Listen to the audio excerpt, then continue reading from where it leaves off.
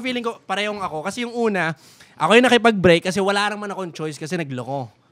Hindi, wala naman. So parang sa akin kasi baka ano rin, maturity din nung time na yun siguro baka kaya rin siya, hindi naman siya talaga valid yung mag-cheat ka pero para sa akin, para umabot ka doon, baka may nagagawa rin naman akong or meron din ako hindi na-provide nung time na yun. Uy, ang bait mo naman. Pero regardless, kahit halimbawa, ito lang may butt in lang. Po, Madam Chair.